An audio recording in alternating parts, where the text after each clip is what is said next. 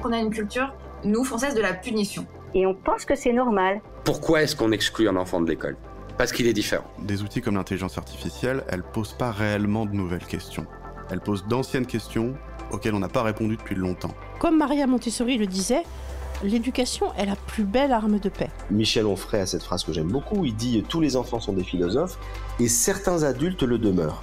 Nos enfants deviennent comme nous les voyons, nos enfants deviennent comme ils nous voient.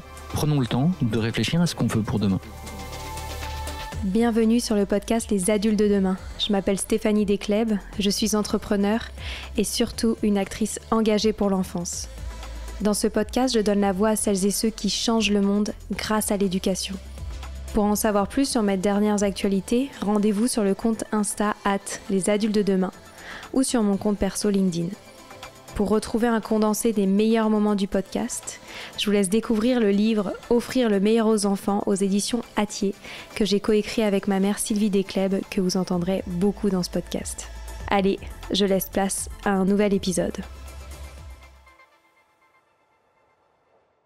J'ai eu envie de vous proposer une pause éducative sur le thème de l'autonomie de l'enfant. En effet, pour moi, le plus beau cadeau que l'on puisse offrir aux enfants, c'est l'autonomie. Pourquoi ? Parce que qui dit autonomie dit confiance en soi. Qui dit confiance en soi dit enfant heureux. En effet, un enfant qui est capable de faire par lui-même va être très fier d'y arriver, va avoir conscience de ses compétences et être heureux de tout ça et avoir confiance en lui. A contrario, un enfant chez qui on va tout faire à sa place, le jour où il va perdre cet être qui fait tout à sa place, il va être complètement perdu. Et il va donc avoir perdu confiance en lui, il va perdre confiance en la vie, dans les adultes qui l'entourent, et il va se sentir totalement insécurisé. On remarque en plus que l'être est fait pour apprendre à faire seul.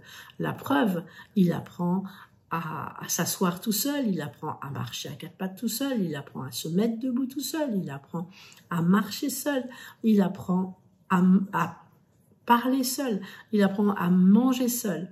Et tout ça lui apporte une joie extraordinaire. On a tous été témoins de la joie d'un enfant qui arrive à faire ses 3 premiers pas, de la joie d'un enfant qui arrive à manger tout seul, de sa joie quand il arrive à finir un puzzle, ou de sa joie quand il arrive à lire par lui-même ses premiers mots.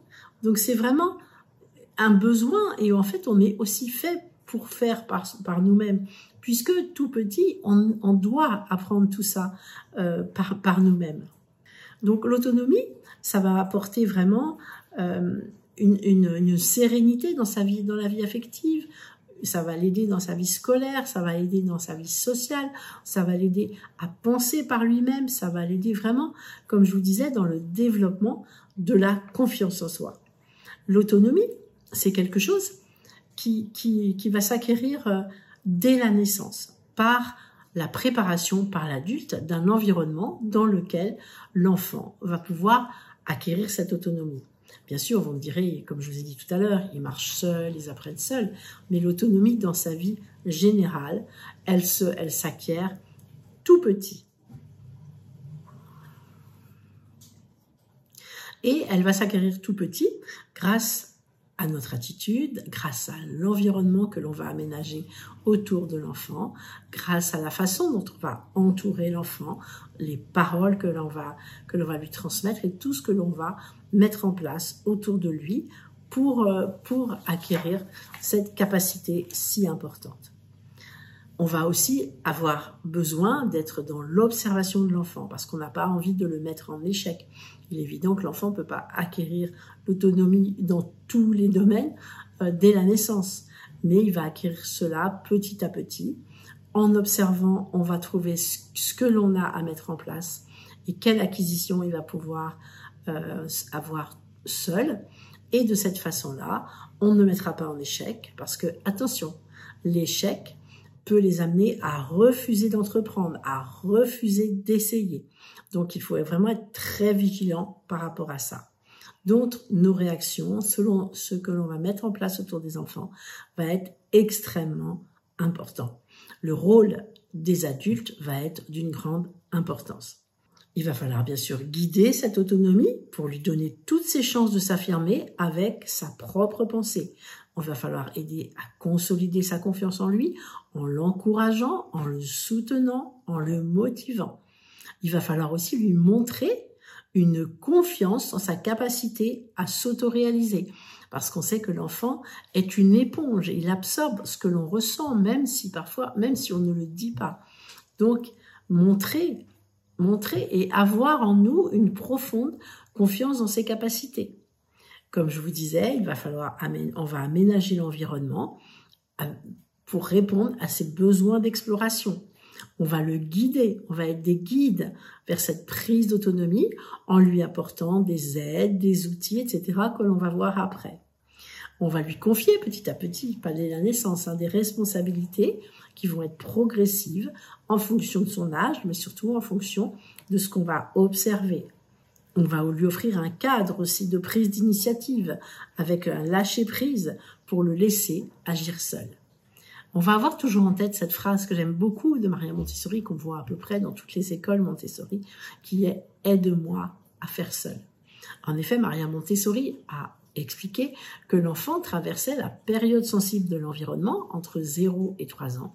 C'est-à-dire qu'à cet âge-là, il a vraiment un besoin profond d'autonomie et que si on est capable de mettre en place autour de lui tout ce qui est nécessaire pour cette prise d'autonomie, cela va se faire avec facilité et d'une manière extrêmement durable.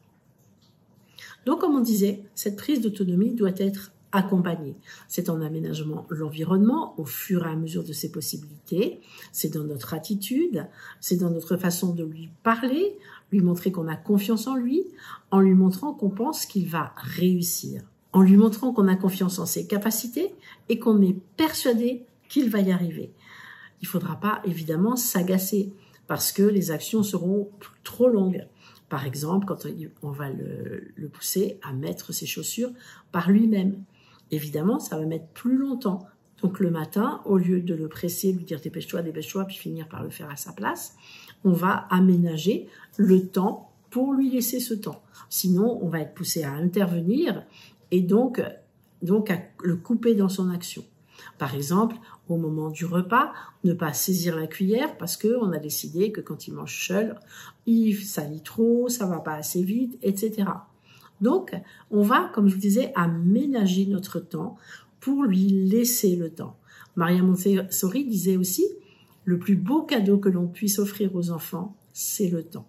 On va essayer aussi dans nos paroles de ne pas douter, de les encourager, de les entourer, parce que si jamais on remet en cause par nos paroles notre foi dans leur réussite, là ils vont se mettre à douter et alors là ce sera plus possible, ils vont pas y arriver.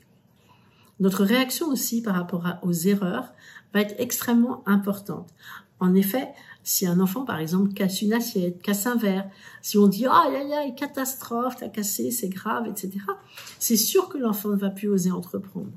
Le mieux, c'est de balayer tranquillement, c'est discrètement de lui montrer d'ailleurs aussi comment on peut ramasser, et puis d'éviter de lui donner des objets précieux qu'on va regretter et donc où on montrera forcément un visage inquiet, ennuyé, etc. Donc, cette fameuse autonomie, on peut la préparer pratiquement dès la naissance, pas tout à fait dès la naissance, mais très très jeune, par la mise en place d'un certain nombre de choses. Ce qu'il faut d'abord savoir, c'est que le jeune enfant est un être de relation. Donc il a besoin d'être en relation avec l'adulte, il a besoin d'avoir des figures d'attachement. C'est ça qui va le sécuriser. Et on dit justement que pour pouvoir se détacher, il doit être le mieux possible attaché. S'attacher pour mieux se détacher. Donc c'est important que ces figures d'attachement soient stables, soient équilibrées, etc. Et lui montrent justement qu'elles soient sécurisées pour qu'il puisse justement essayer d'acquérir cette autonomie. Donc, comme je vous disais, on va pouvoir commencer tout jeune, d'abord par la motricité libre. La motricité libre, c'est un concept qui a été développé par une personne qui s'appelait Émile Pickler, qui travaillait dans des orphelinats. Et elle a montré que l'enfant avait des compétences innées pour ses habiletés motrices. Et donc, elle prônait le fait qu'on les laisse en liberté de mouvement, sous le regard bienveillant et encourageant de l'adulte, bien sûr, mais qu'il fallait le laisser le plus possible sur un tapis d'éveil, le laisser libre de ses mouvements. Et ça, on peut le faire donc justement en le laissant dans le nid d'eau, en le laissant connaître bien son corps, et puis peu à peu bouger, etc. Mais en le laissant le plus possible en motricité libre. Donc c'est pour ça que pour le bébé, on va éviter le plus possible les transats, les chaises hautes, l'écharpe, bien sûr, oui, c'est super important ce contact, ce côté blotti contre les adultes. Mais si on peut penser aussi à le laisser de temps en temps librement sur un tapis pour qu'il soit autonome dans son déplacement peu à peu. Et comme ça, il connaîtra mieux son corps, il aura envie de se déplacer pour aller attraper un hochet, etc. Ça, c'est très important. Et donc, Amy Pickler mettait vraiment l'accent là-dessus et elle a développé ensuite énormément de matériel dont on parlera peut-être après pour la motricité libre, pour que l'enfant acquiert justement des très bonnes compétences au niveau moteur, mais avec un environnement préparé à cette fin. On va installer aussi l'enfant dans ce qu'on appelle le nid d'eau, c'est-à-dire donc en motricité libre sur un tapis, avec un miroir avec barre, pour que l'enfant, quand il sera en âge de se mettre debout, ait accès à cette barre, se voit dans le miroir et avec autonomie se hisse et donc apprenne à se mettre debout tout seul. Mais là, on n'en est pas là. Quand il est tout bébé, on va mettre le long de ce tapis d'éveil une étagère basse sur laquelle l'enfant va pouvoir voir des paniers avec des hochets, des balles, etc. On va poser aussi des hochets à sa portée pour que peu à peu, il ait envie de se déplacer pour pouvoir aller chercher tout seul ses hochets. Donc, résister, moi je sais que j'avais beaucoup de mal, je ne savais pas tout ça quand j'avais mes enfants tout petits. Et donc, moi je disais, oh les pauvres bébés, je leur mettais toujours les hochets dans la main. Et bien là, ne pas le faire en permanence. Essayez de temps en temps qu'ils aient besoin de faire l'effort pour attraper les hochets. Et quel plaisir vous allez voir quand ils vont y arriver à trouver son hochet par soi-même. On leur met aussi les mobiles, par exemple. Les mobiles, on va mettre des mobiles sans mouvement. Et on va les mettre juste à la hauteur de leur torse, de manière à ce que leur main, quand elle va frapper dans le mobile, elle va pouvoir faire bouger ce mobile. Et là, ils n'ont pas vraiment conscience de ça, mais c'est avec autonomie, c'est grâce aux gestes de leurs mains ou de leurs pieds qu'ils arrivent à faire mouvoir ces objets autour d'eux. Pareillement avec le portique. On va mettre le portique de manière à ce que les accessoires soient à portée de leurs mains. Et c'est comme ça qu'ils vont comprendre aussi la relation de cause à effet, c'est-à-dire que quand ils touchent un objet, l'objet bouge, ou l'objet teinte, ou l'objet brille, etc. Et c'est grâce à ça aussi qu'ils arrivent à s'amuser tout seuls. Ils n'ont pas besoin qu'un adulte tourne un moteur, etc. Ils y arrivent tout seuls. Et ça, c'est peu à peu ça, l'acquisition de l'autonomie. Donc, ça, c'est vraiment l'environnement adapté. Donc, comme je vous disais, Amy Pickler, elle avait réfléchi à des structures pour que l'enfant soit autonome. Ce sera pour plus tard, mais avec l'escalier, avec des marches, avec une pente, la petite brouette pour marcher, le triangle avec une pente, le chariot, le tunnel, etc. Des tas d'accessoires, de structures pour que l'enfant devienne autonome. Alors, pour l'autonomie, on peut aussi penser au bain libre. Alors, je ne sais pas si vous connaissez cette méthode, mais moi, je l'ai apprise avec mon petit-fils. C'est absolument extraordinaire. Autour de 3 mois, on peut les laisser dans un petit fond d'eau dans la baignoire et on les laisse en motricité libre dans le bain. Donc, c'est une méthode qui est très naturelle, qui est économique, qui est écologique parce qu'on ne met pas beaucoup d'eau et on respecte totalement la liberté de mouvement de l'enfant. On place le bébé sur le dos, dans ce petit fond d'eau, et on le laisse libre de ses mouvements. Et vraiment, le bébé, du coup, n'est pas soutenu par le bras de ses parents, et comme ça, il peut bouger librement, et tout en se familiarisant bien avec le contact de l'eau. Donc, et le bain libre se pratique bien sûr dans la baignoire familiale. Évidemment, on reste toujours à côté du bébé. Ensuite, pour l'alimentation, comme je vous disais, l'enfant a vraiment envie à un moment de se nourrir par lui-même. Et donc, vous pouvez pratiquer ce qu'on appelle la DME, qui est la diversification menée par l'enfant. Et là, ça fait découvrir à l'enfant une manière saine et solide et qui va être très agréable pour lui, qui va être amusante et qui va être sans danger. Donc souvent, ça se passe pas avant 6 mois, parce que c'est quand l'enfant va pouvoir commencer à se tenir assis avec un appui dans une chaise haute ou une chaise évolutive, bien sûr. Faut d'abord en parler avec le pédiatre, mais c'est quand l'enfant va réussir à mâcher un petit peu, même s'il n'a pas beaucoup de dents, et à surtout pas s'étouffer avec des gros aliments. Il faut vous renseigner sur la DME, mais c'est une manière aussi d'introduire l'alimentation solide d'une manière plus précoce, en complément du lait, et l'enfant va se saisir tout seul des morceaux d'aliments et les mettre dans sa bouche. Bien sûr, vous attendez pas à ce que ce soit très propre, mais là c'est pareil, vous allez préparer l'environnement autour de l'enfant pour que tout ça soit possible et soit pas un enfer à nettoyer. Il existe des grandes corolles que vous mettez sur la table haute, vous lui mettez un tablier et l'enfant peut manger comme ça par lui-même. Donc au début, ça va être lent, mais encore une fois, c'est tout ça gagné pour la suite.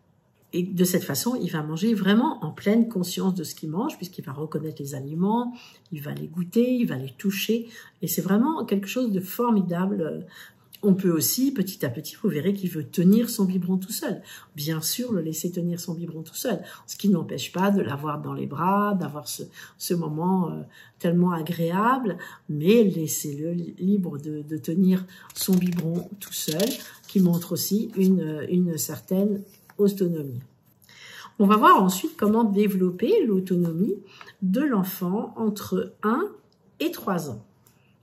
Donc, on va petit à petit préparer des objets de la vie quotidienne qui vont être à sa disposition pour jouer, pour se familiariser, etc. On va pouvoir créer des plateaux et des exercices de développement de l'autonomie. Par exemple, sur une étagère à leur niveau, on va pouvoir préparer un plateau qui va permettre à l'enfant de mettre la table tout seul. C'est-à-dire qu'il va trouver son assiette, son verre, ses couverts, sa serviette, et puis un modèle. En général, sur un set de table, on dessine l'assiette, les couverts, le verre, et comme ça, au début, il peut poser sur le set de table aux bons endroits. Puis peu à peu, quand il aura acquis ça, on mettra le set de table en modèle, mais plus en dessous, il regardera le modèle, puis peu à peu, on va l'enlever. Tout ça pour vous expliquer que cette autonomie, elle va se faire petit à petit par des exercices préparés d'une manière très progressive. Ensuite, on va lui préparer, par exemple, un petit plateau pour qu'il puisse nettoyer tout seul sa table. Donc avec une petite bassine, une éponge et un accès à l'eau et un petit pichet. Ensuite, on va lui préparer un petit pichet aussi pour qu'il puisse se servir tout seul à boire. Mais avant, vous aurez fait un plateau avec un pichet et un verre et une petite éponge pour lui apprendre à verser l'eau avec un pichet. Un pichet, évidemment, très léger, que vous allez trouver sur Amazon ou des choses comme ça. Moi, au début, j'aime bien prendre des petits pots à lait en inox qui sont alors moins lourds. Vous pouvez aussi installer chez vous une fontaine à eau avec un petit robinet et puis il peut faire couler l'eau à l'intérieur. L'enfant peut aussi beaucoup participer aux activités de cuisine. C'est la dernière pause éducative que je vous ai proposée. Mais là aussi, ça va être des petits plateaux bien individualisés. Le premier, par exemple, ça va être laver un fruit. Donc, dans le plateau, une petite éponge, un fruit, et l'enfant va laver son fruit dans une petite bassine, par exemple. Ensuite, ça va être éplucher le fruit. Donc, le petit plateau, un fruit, une petite coupelle pour mettre les épluchures, un épluche-légumes, et vous lui apprenez bien pour pas qu'il se blesse. Le troisième plateau, ça va être découper le fruit. Ou alors, si c'est une pomme, vous savez, la machine pour faire la pomme. Voilà, chaque activité bien découpée, avec une seule difficulté à la fois. Imaginez toujours la difficulté que vous allez demander à l'enfant pour qu'il n'y en ait pas trop, sinon il ne va pas y arriver. Vous pouvez faire aussi un plateau avec presser un fruit, presser une orange par exemple, et puis après il peut boire son jus d'orange. Un plateau avec tartiner, des petites biscottes par exemple, ou des petits morceaux de pain, un petit couteau à beurre et quelque chose d'assez facile à tartiner.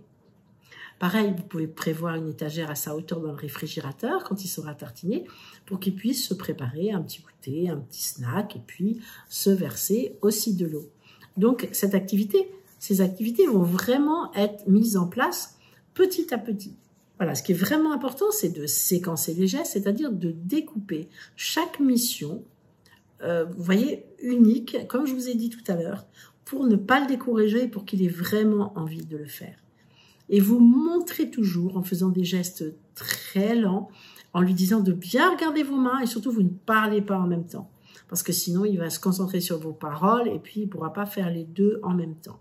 Donc ça c'est vraiment très important. Ensuite, quand on va parler aussi du sommeil. Donc nous, dans notre pédagogie, nous prônons les lits au sol pour que l'enfant puisse aller se coucher et se lever tout seul. Donc, pour pouvoir faire tout ça, il faut vraiment sécuriser sa chambre. C'est-à-dire que vous vous mettez à sa hauteur et vous regardez autour de vous, partout s'il n'y a pas de danger. Et à ce moment-là, vous prévoyez un matelas par terre, ça coûte pas cher du tout. Vous sécurisez bien pour qu'il tombe pas, qu'il risque pas de tomber, etc. Vous mettez une barrière à la chambre pour pas que la nuit, là, il se promène, il tombe dans l'escalier, ou des choses comme ça. Et puis, il va acquérir aussi de cette façon-là son autonomie par rapport au sommeil, ce qui est très important. Pour son habillement, moi je vous conseille une petite armoire qui soit à sa hauteur. Vous sélectionnez un certain nombre de vêtements pour pas qu'il ait trop de choix, parce que trop de choix tue le choix et il risque de choisir des vêtements que vous n'aviez pas vraiment envie qu'il choisisse. Et du coup, ce serait une source de friction. Donc, vous mettez des vêtements que vous seriez d'accord qu'il choisisse et vous lui laissez choisir ses vêtements pour le lendemain ou pour le matin, etc. Ensuite, quand il est tout petit, pour l'habillement, je vous conseille de l'habiller toujours dans le même ordre. Par exemple, là maintenant, on va enfiler le bras gauche, puis on va enfiler le bras droit, puis maintenant, c'est la tête, et puis ensuite la jambe gauche, la jambe droite. Et faites toujours dans le même ordre. Et vous verrez que petit à petit, il va vous tendre la bonne main, le bon bras, le bon pied, etc. Et après, ça va l'aider beaucoup à s'habiller tout seul. Et ensuite, quand il est plus grand, vous pouvez lui poser les vêtements dans l'ordre dans lequel il va les mettre. Ça va l'aider vraiment beaucoup. Vous asseoir à côté de lui et encore une fois, lui laisser le temps, accompagnez-le. Parfois, faites à côté de lui en même temps. Et comme ça, il peut visualiser ce que vous faites et faites doucement. Ensuite, vous pouvez aussi le faire participer aux tâches de la maison. Ça va le rendre très fier de lui. Ils peuvent vous aider, par exemple, à la cuisine, à la préparation d'un repas, par exemple, en les installant sur une chaise, une tour d'apprentissage. C'est une grande chaise haute pour le mettre à la bonne hauteur du plan de travail et pour qu'il ne soit pas en danger, qu'il ne risque pas de tomber. Et là, ils peuvent faire plein de choses. Ne sous-estimez pas leur capacité, ils sont très fiers.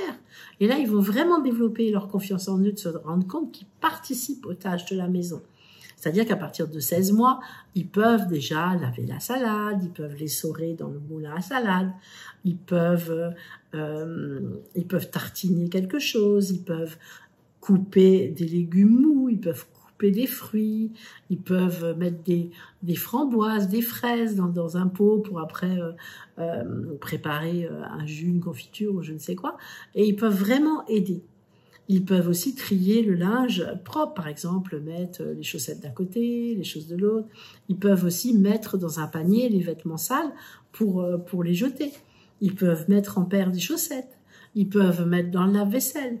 Ils peuvent aller jeter des choses. Ils peuvent dresser la table avec ces fameux sets de table s'ils se sont bien entraînés tout seuls. Vraiment, je vous assure qu'ils vont être vraiment très heureux et ils préfèrent souvent ça 1000 fois aux jouets. Ensuite, ils peuvent aussi prendre soin d'eux-mêmes. C'est ce que nous appelons le soin de la personne. Alors, il existe ce qu'on appelle des cadres d'habillage que vous pouvez trouver dans le commerce. C'est des cadres pour s'entraîner à faire les boutons, à faire les lacets, à faire les pressions, etc.